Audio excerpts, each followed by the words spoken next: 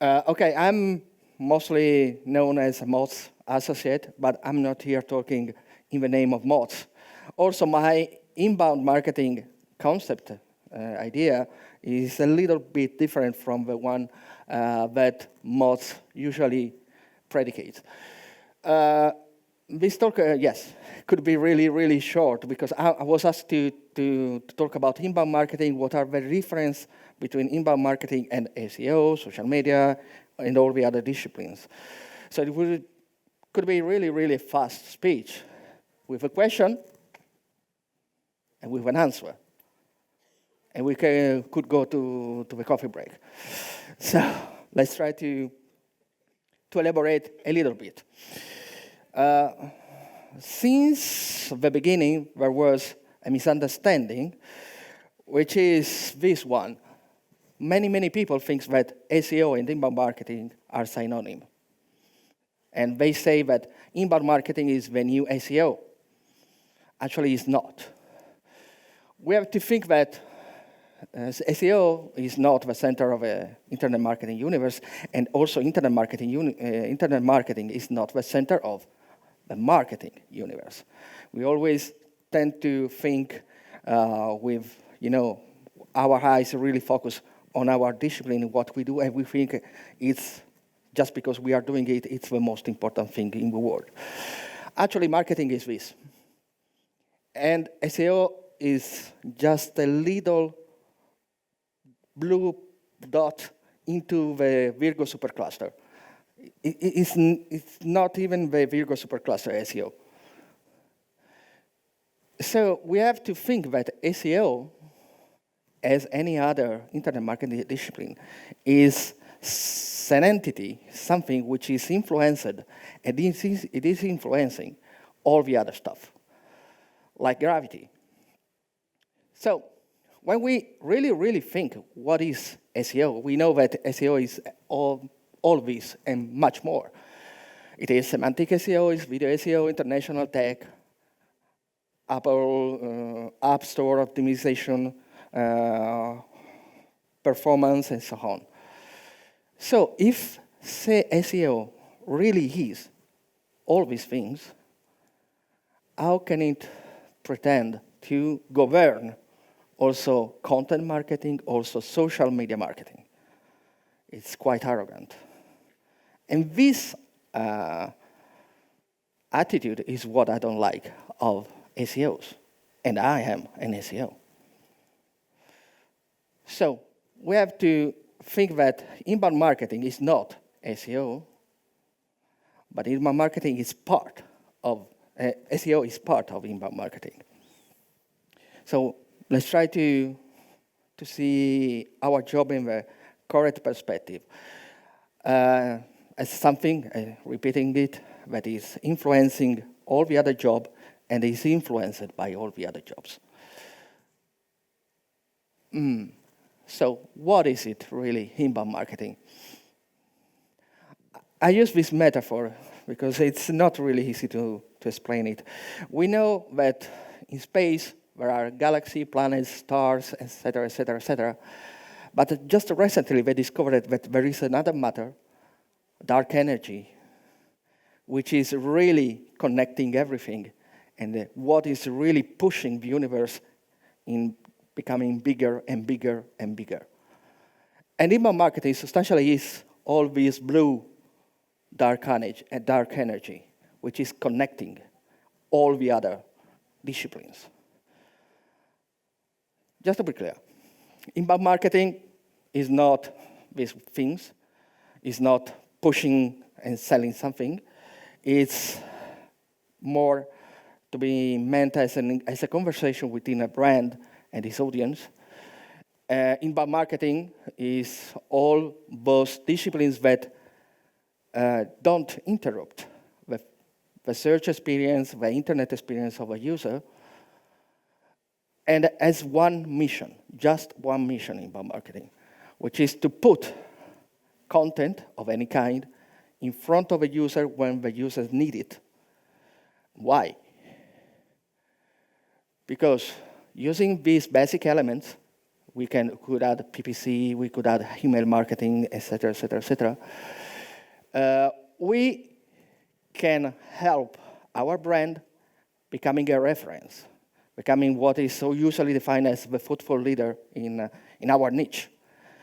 And what is the advantage of being a thoughtful leader?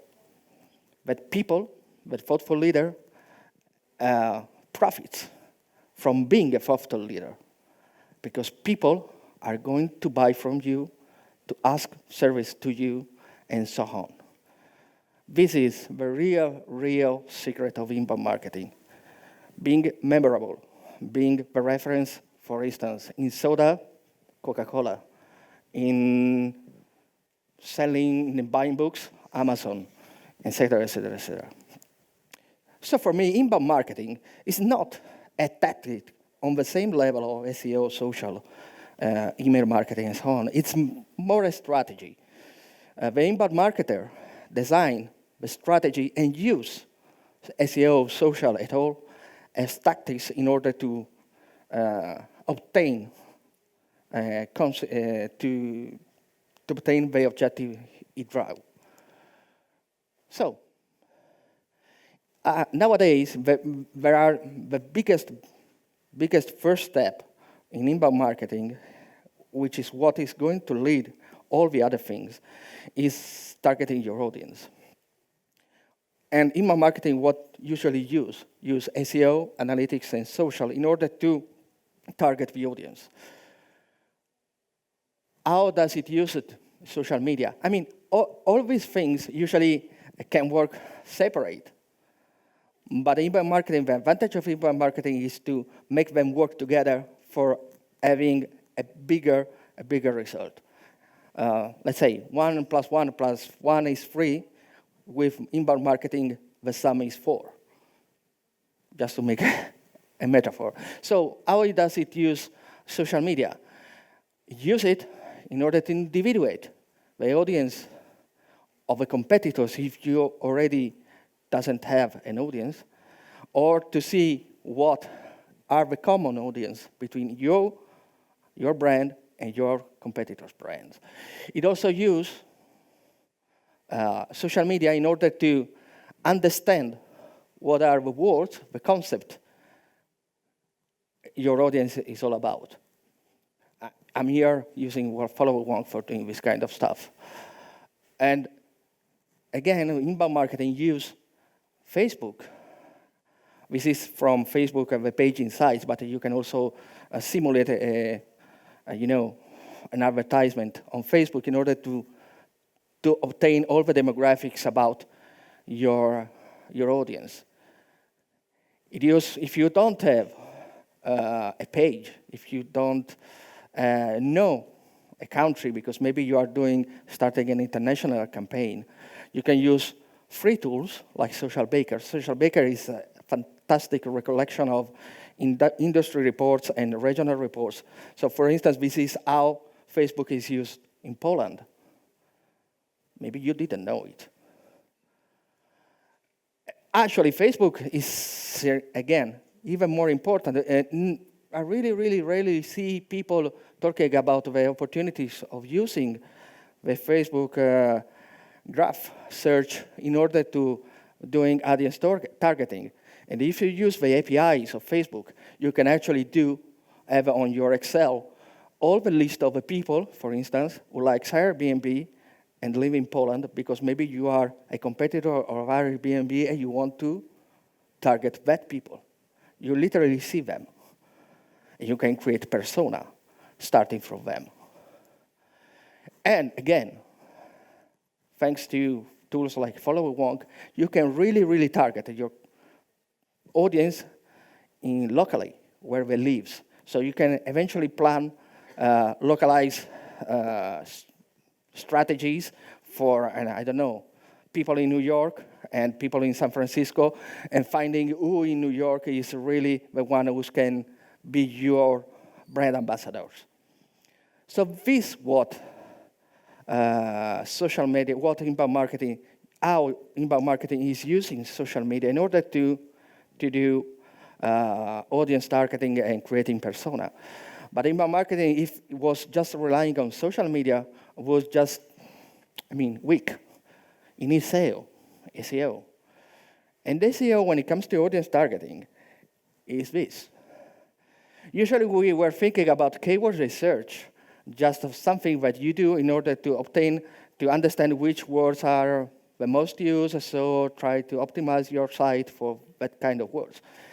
In reality, keyword research is something much, much more important, because keyword research is what is giving you the dictionary, the vocabulary your audience is using. So it's not just because you need to optimize your own page site, doing on-page optimization. It's because you have to craft your content, your communication using their vocabulary. This guy was Eugene Schwartz. He was the man who invented this style. So if you know Upworthy, if you know BuzzFeed, they didn't invent nothing. It was him, the first one invented this kind of speaking or creating slogans. So you can use, classic tools like search metrics, SEMrush, AdWords, Ubersuggest, the keyword difficulty tool of Moz in order to refine your keyword search. If you are working internationally, you can use these kind of tools. Google Trends, I put it here because I don't see many people using it in order to use it for international SEO. I talk a lot about international SEO because it's my specific field of job. But what I never see people using, SEO using, is retrieving data, keyword data, from sources like Social Mention, from sources like Topsy, or using this trick. For instance, you see who are your competitors on Facebook, let's see. You can put an RRS of their page, so you can see all the comments in an RRS of their user. So you can see how the user of the competitors in your niche are talking to your competitors. So you can grab keyword ideas from Facebook, also this way.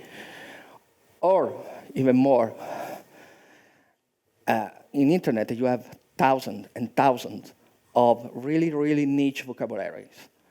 Thesaurus. This is Urban Dictionary, is wonderful. A word reference is a great resource for understanding how people is talking. For instance, English, it was my case, English in England or English in Scotland or Wales or United States, to understand all the different patterns. So extend your keyword research as SEO not just to the classic tools. Try to be creative and to find, for instance, if you are in the game industry, maybe you didn't know that there existed a World of Warcraft dictionary. So maybe you can find these really, really useful sources. And then there's the third disciplines, the analyst, which could be also defined as the data scientist, who is really the one who is going to help you for analyzing how your audience is talking. So this is really useful in order to understand the concept, how concept in your audience, how your audience is connecting concept together. And if you know semantic SEO, if you know at least few things about Hummingbird, you know that this is really, really important in order to craft all the other things. It also helps you in order to find how really people is connected in your audience or your competitor's audience, so you can find insights in order to find in the future influencer and maybe more interesting, the influencers of the influencer. And it is also helping big data and analyst is helping you in retrieving all the public linked data is available in order to design your audience. Then it's coming you have defined in your audience, and then it's coming what is the real job, not the first one is not the real job, but this is the practical job, which is creating, optimizing, and promoting your site, your brand, your content, etc., etc., etc. In this case, content enters as a really important discipline in the inbound marketing system. Content. There is another misconception about content, because everybody usually talk about content marketing and forget that it's also maybe something even more important, which is content strategy, which was really, really well resumed by Rachel Lovinger. My deck, when it will be available, you will find links in almost every slide. And she was really, really able to translate this difference, saying that content strategy stands to copywriting as information architecture stands to design. So when we talk about content marketing, we substantially talking about creating content, designing things, and something like that. Content strategy is more important, and it's at the base of a good content marketing, because design how to create, how to propose, how to conform your content marketing efforts. This is what the things that a content strategy do.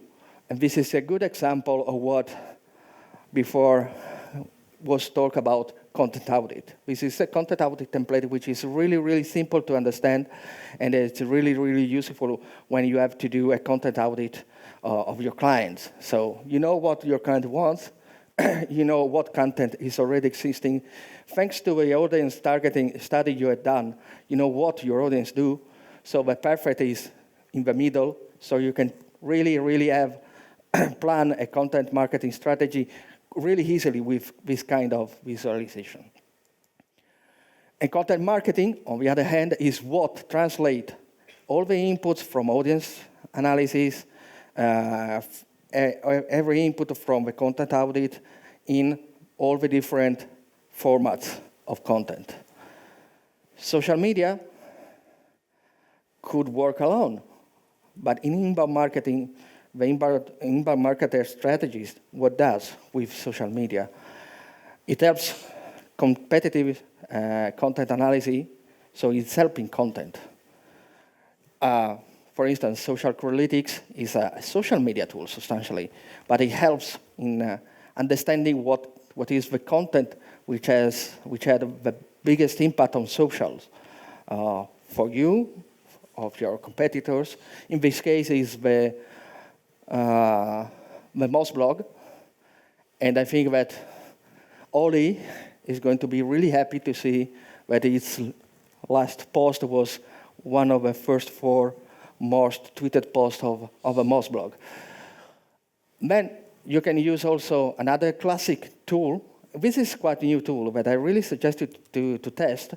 It's Rival IQ, which helps you to put your social profile and see in parallel the social profile of your competitors, so you can see how they perform respect you. For instance, I have a client since a few weeks, which is BetClick, which has a really big problems on social respect with their competitors, especially my previous client, which is BWin. And also, social media is the social media specialists, community managers, etc., social media analysts, and so on, are really the ones who can help you with monitoring social media streams in order to find content ideas. For instance, in this case, content ideas could be a newsjacking, taking something that this video which was getting viral on YouTube. So you can try to having someone dedicated to this kind of monitoring, which is substantially is in a small reduced version what maybe BBC is doing with a newsroom, in order to jump on the news and make content which can be earn visibility thanks to the visibility of the original content. But also, social media, we know that everything in marketing, internet marketing is connected. We can have wonderful content, but we know that social media is the first step where our content is going to be promoted and shared. So we always need people on social media testing everything in how crafting the message in order to understand if, for instance, this simple case, if putting the shortened bit.ly is better at the end or in the middle. AJ Kono was saying that finally it was better to putting the bit.ly in the middle. And also, the social media is what is translating the voice, the tone of voice of your brand that you have created thanks to the help of audience targeting and SEO and everything else for a different kind of social media platform. Because it's not the same writing and updating a status on Facebook than on Twitter or Google+. And social media, all the data social media is giving to you needs to populate all the efforts, to stimulate all the efforts all the other disciplines are doing. Because they have the first pulse of the reaction of the people. Also, social works really, really strong, really in strict contact with SEO, because it's social who's really is telling you who are the influencer inside of your community, and who are even better, as I was telling, because it's easier doing outreach to the ones who are influencing the influencer, because sometimes the influencers are so busy, so big, that don't pay attention. But if they receive a suggestion from someone they trust, and that suggestion is maybe your content, they are going to trust your content. So don't go for the bigs. Usually go for the middle level. SEO, again.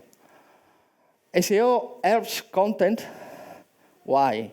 Because it helps in analyzing content of the competitors.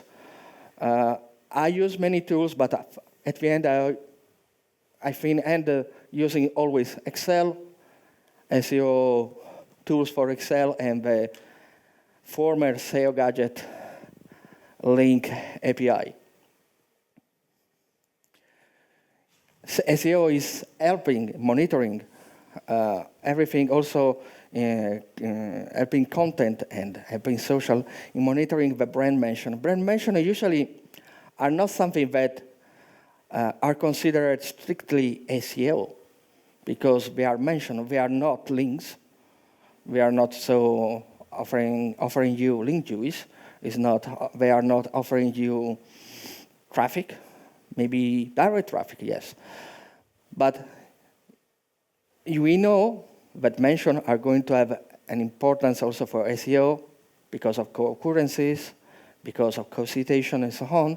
So it entered this kind of metric as an important metric also for SEO, and it is important also for all the others.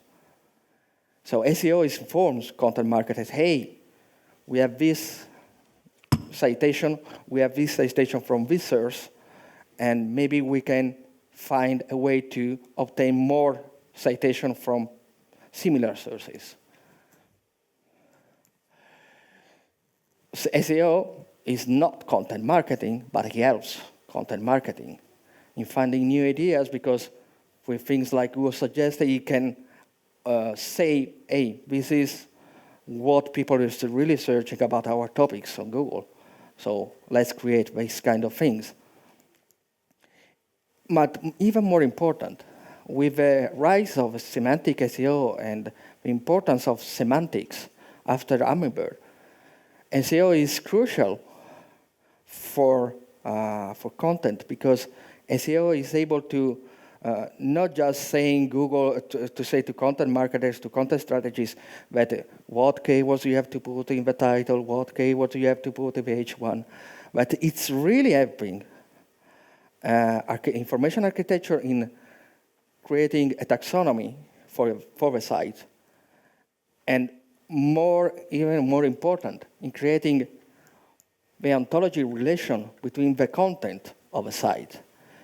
In fact, I was really, really liking what you were saying about the tagging system, because tagging became some sort of devilish things for SEO, because it was, if you don't do it well, it's a duplicated content, incredibly, it's really panda food for panda. But actually, the tagging system is really cool because for what you said, because it's a format of ontology that creates a relationship between different contents. So it gave to Google, which is looking for this relationship,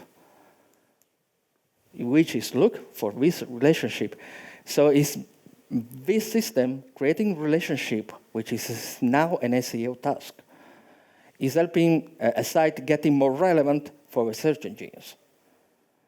And this is something that must be done sitting close to the information architecture people, the content strategist people.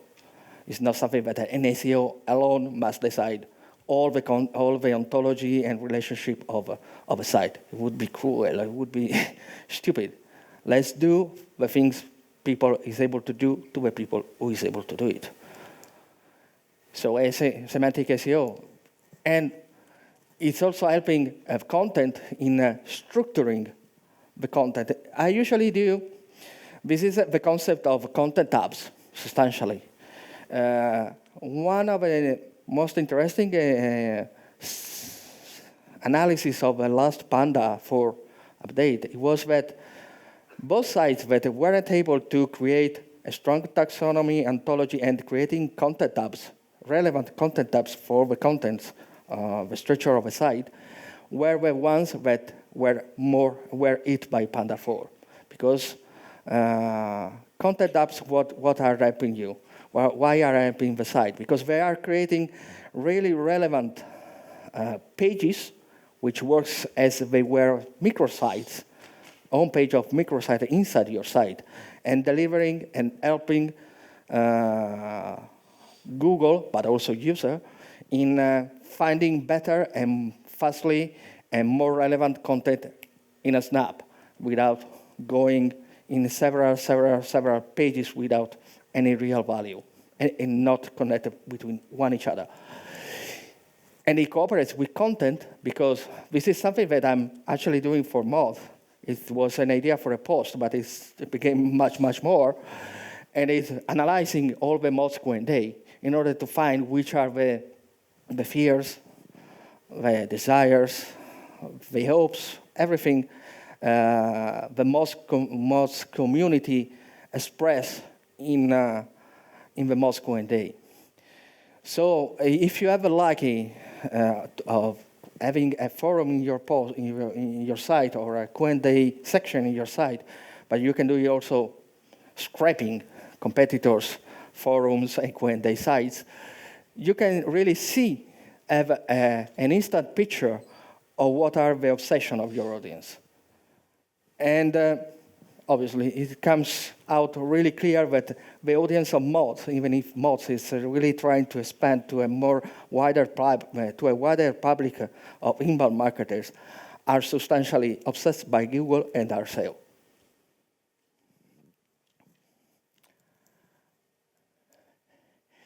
Then,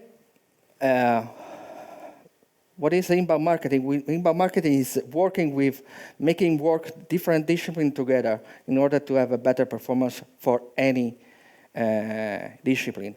In this case, social is a really Spanish definition. It's doing SEO for social media. So we compress it in social. And this is, if any of you who is using the WordPress, Yoast WordPress SEO plugin, how many of you really use the social tab on the post? Not many. This is where SEO is helping social media performing better. because we always forget to put a title for Facebook, a meta description for Facebook, or a special image for Facebook, or Twitter cards, or doing the social tagging well. If we were just paying the same amount of attention to this kind of taggings as we maybe are putting on title tag, our performances will be much, much better, because that would mean better visibility on social, and better visibility on social means our content spread more to a new audience, and in terms of SEO, more audience seeing your content, bigger are the opportunities to earn natural links. This is the famous relation between social shares and rankings.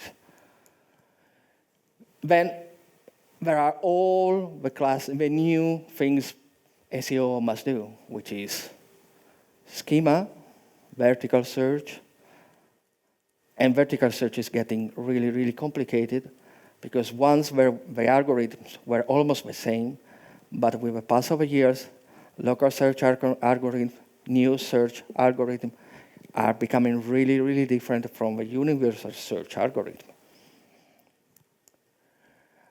It's authorship, as told before, and auto-rank.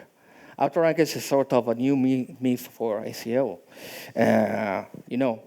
Auto-rank is saying the more an author is relevant and popular, etc., the more is relevant his content for Google. This is not true, except one thing: in-depth articles. In-depth articles is one of the new box in the universal search, which really related usually with really, really generic concept, keywords, or brand names.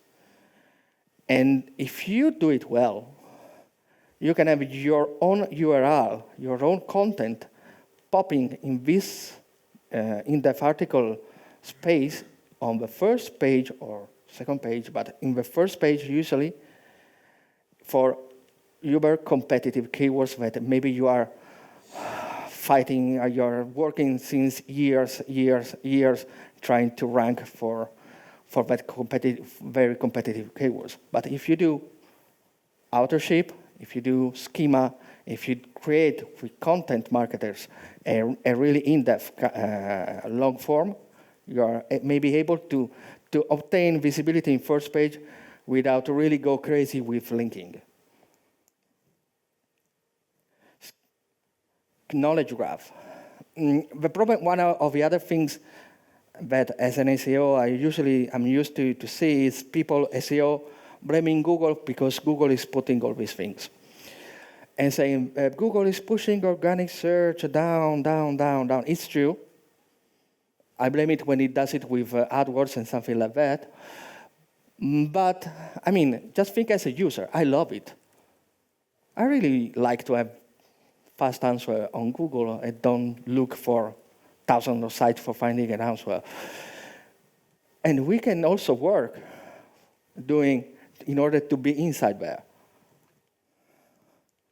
Simply, you have to understand how to use Wikipedia. You have to understand how to populate a free base with your data, how to make your own data, linked data also for Google and for all the public, so you will be able to go there. It's also Google Plus and personalization of search. I did an experiment. This is one first experiment I did creating another. Kike Fiorelli, Kike is my son, and I created just a profile for doing uber personalized messages on search from me to me. And it was working. Then I started to experiment with some clients that had an interesting base of Google fans, or Google Plus fans. So I started to target them directly with my one-on-one Google Plus messages in order to present them in the Google Plus post a link for a very specific offer in a landing page. And it was working great because the client was looking for, the users of my clients were looking for the client sites, And thanks to Google+, we were seeing this message directly in the Google search. And I mean, commercial newsletter tend to fall in the spam bin. This cannot be put in the spam.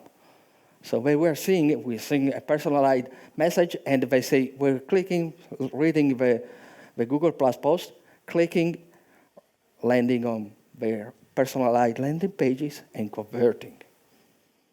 So remember, personalization is something that we maybe hate, but it's something that can be used really, really, really nicely for performing better. And then SEO, and this is something that is coming close to more technical SEO, is everything related to page speed for web performance. And SEO is then outreach. This is something that if you did social media right, you have the database of all the people following you on Twitter. You can use follow a wonk, especially for searching and doing Boolean research on the Twitter bios. So you can find, for instance, all the journalists that are already following you, so that maybe you can have much easily contact for outreach. Is the one who is SEO, thanks to the data that social is giving to him, can really understand if those people have the sites that you maybe need in order to obtain authoritative links.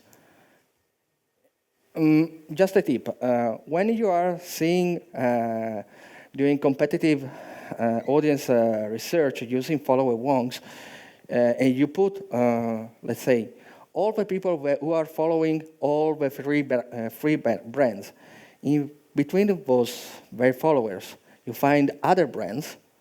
Usually they are the ones you should start considering as outreach, for outreach reason. Because, for instance, here I was looking for Kayak, Airbnb, and Booking, and the brands following all of them were things like Lonely Planet, touristic sites, really important tourist forums. So if they are following them, let's try to make them, these brands, following you too, and start engaging with them. And then there is what is really helping SEO with content is collaborating with content and social in order to do what Richard Baxter says, defined as a really, really targeted outreach. So presenting content in both sites that you know your influencer, the people you are targeting are living, are reading. So being sure that you are writing for your influencer, but you are not disturbing the influencer. You are just proposing your content to the influencer from where they usually share things. And this is the best way of doing guest blogging, the best way of doing content placing, and so on. And then we have not to forget that inbound marketing really relies, it's a technical marketing strategy. So usually we tend to forget all the devs. We usually tend to forget all the designers. But we shouldn't, because they are the ones that know how to make reality our strategy. So all the things I told, do you really think that could be considered just SEO? Because if so, SEO should be like Kali, 1,000 faces, 1,000 hands, no time, and doing everything really bad. No. All these things working are different disciplines that inbound marketing tries and makes work together in order to attain a common goal, which is the success of your clients. You can do SEO by yourself without thinking about doing things like social media and so on, but you are going to do technical SEO. You can try to work on social media without thinking and relating with other disciplines, but you are going to do social customer care. You can try to do content marketing without thinking about SEO and social, but your content is going to surely be pleased maybe by your mom, but not by your audience. So this is what really is inbound marketing, connecting all the disciplines together. And SEO, and I still consider myself an SEO, is an amazing part of it. Now we can go to the coffee break.